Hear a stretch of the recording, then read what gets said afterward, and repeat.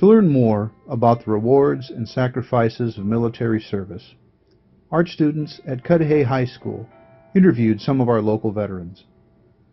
In preparation for these interviews, the AP Studio Art class students discussed how art could best depict the dedicated service that veterans have provided for us and our nation.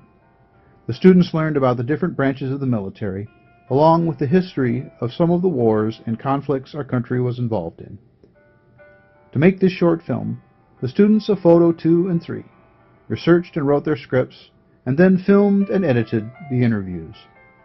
All of the traditional and digital artists involved have spent countless hours in creating beautiful works of art and this film, and offer a special thanks to our local veterans for their participation and service. These are the stories of those veterans. Well, yeah, you could write home, and my parents would write to me. My wife at that time she was just my girlfriend, and that we would write back and forth, and I would be able to call her.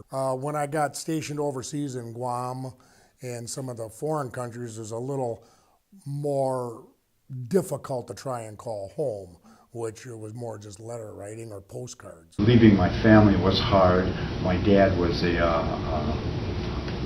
the Army in World War II. My brother was what they call a tunnel rat in Vietnam. He was in the Marines. He would actually go down the tunnels of Vietnam with nothing more than a flashlight and a pistol after everything. And I came home one time with my brother. Mom comes up to me and she takes her finger and points at me and she says, "You're a full lieutenant. You will bring your brother back home alive." Mom, I don't see him.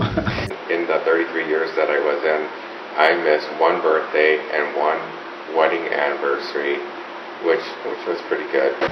It's a lot different now, but back then it was just letters. So when you see the movie where they say mail call, you really look forward to it because that was the only way most of the time to get to the family.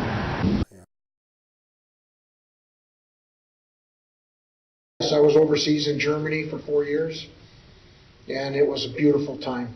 Strange country, but you see a lot of strange things that you never see here in the United States, as in police with dogs and machine guns, right when you get to the airport.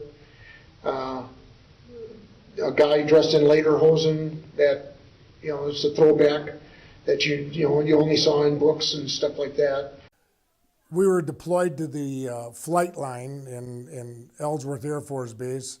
We had a B-52 come in with no landing gear. And we foamed the runway and got everybody out there to protect that, and the B-52 crashed, slid across the runway, took out a JP-4 pump house, which that's JP-4 jet fuel, and erupted into flames. As the storm kicked off, I was active duty, but I didn't get to go. I would have liked to have gone, at least had the experience. But I was pregnant at the time. I just found out I was pregnant when my unit was going. And we had a fighter unit, so 3 of our units went out before. And I ended up still working 12-hour shifts when I was pregnant. So when I came back, I joined the 440th Troop Carrier Wing, flying 119s. And we lost an engine on a 119 coming back.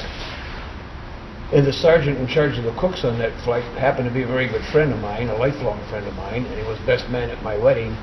So to have a little fun with them, myself and the crew chief jumped in the back. So we jumped out like we were in a real panic. We're telling these guys, "Stand up, we're going to adjust your chutes, get ready, this baby's going down." Of course, they didn't know that we could fly on one engine forever, and so they really got upset. On June 9th, 1972, I was in the Rapid City flood. 279 people lost their lives. They flew us downtown by helicopter and landed us on rooftops with M16s, and they told us, "Shoot looters to kill." June 9th, 1972, the flood.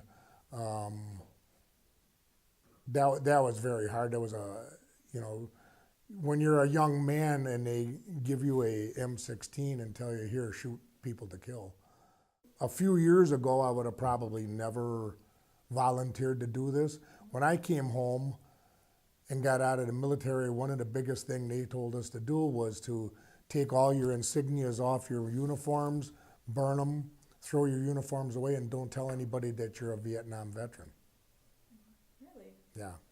Because at that time, the Vietnam War was so opposed, you would be spit at, you were called baby killers, you weren't honored as defending your country. So for 20 some years, I never said a word. I never told anybody. I had taken all my insignias off my uniforms, and I gave my shirts and whatnot to my nephews to play with, and never told anybody.